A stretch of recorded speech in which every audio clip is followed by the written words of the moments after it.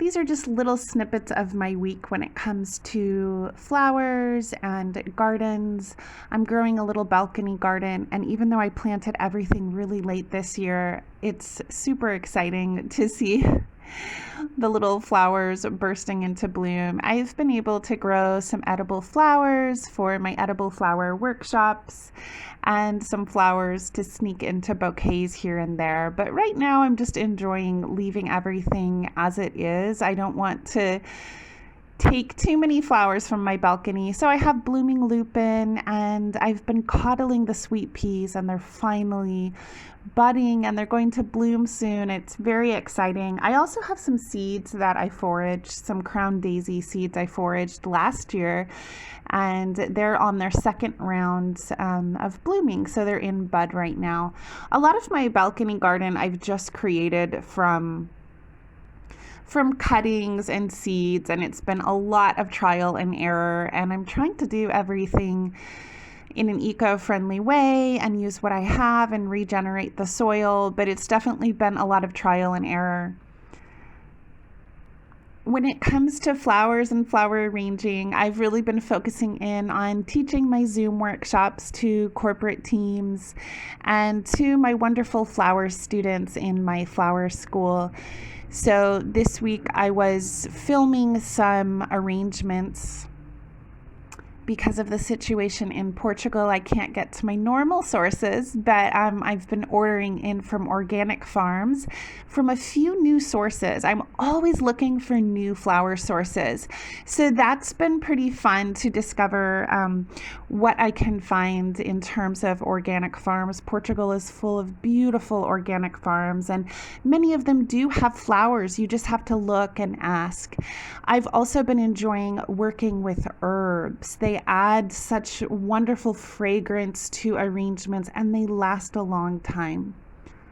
So I've been making herb bundles, and in terms of some of the farm bouquets, sometimes they come arranged, and then I deconstruct them and I take them all apart and arrange them by color and type, and I start all over again, and I make little arrangements for all over my house. So my work and my life are very intertwined, and so there's a lot of overlap. But when it comes to flowers, first and foremost, they really are part of my wellness practice.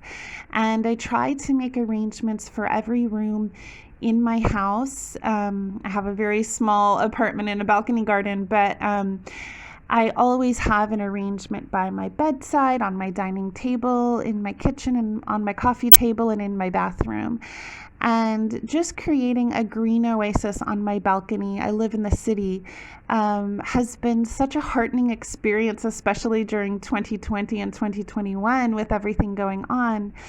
So I'm just thrilled to bits. And this week I've been reading a lot of studies about the power of flowers emotionally to fight depression, and how they can give us dopamine, and they really do make people smile and make people happy. I'm going to write a little bit more about that on my blog, but it's something I already knew working as a florist, and seeing the reactions of people when they receive flowers, and knowing how they lift my spirits when I have them around my house. But it's great to read the actual studies by academics explaining why and how this is. So I'll put a little bit more about that on my blog tomorrow. But this week's video is just a lot of B-roll to share the snippets of my week when it comes to flowers and my little garden, and some of the walks I'm able to do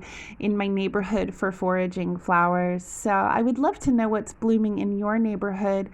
And if you're interested in learning more about sourcing flowers, I have a workshop that I hold that is about a 45-minute free training, and it's all about sourcing flowers just for your home, or if you are interested in being a florist or a floral stylist, as I am. This workshop digs into how you source your cut flowers.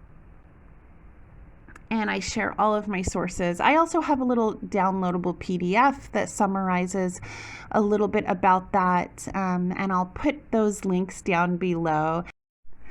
I also had some fun mail this week. A lot of you know that my first book was published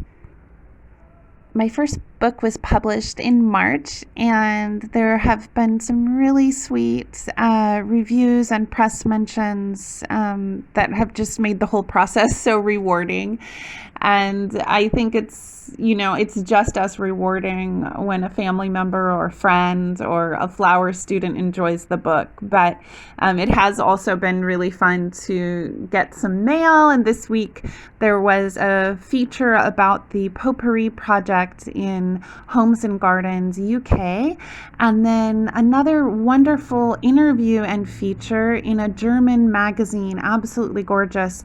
I'll put the link to this magazine below. It's called Let It Bloom, and I'm just so honored to be featured. It's the sweetest magazine full of floral inspiration. So I highly recommend checking out this magazine if you love flowers and you're interested in the floral industry. But be sure to subscribe if you want more flower content and tutorials. And if you have any questions about flower arranging or being a florist, or you just want to share the flowers you're arranging lately, please leave a comment down below in the box. I always answer, and I love to see what you're working on. So I will see you in the next video.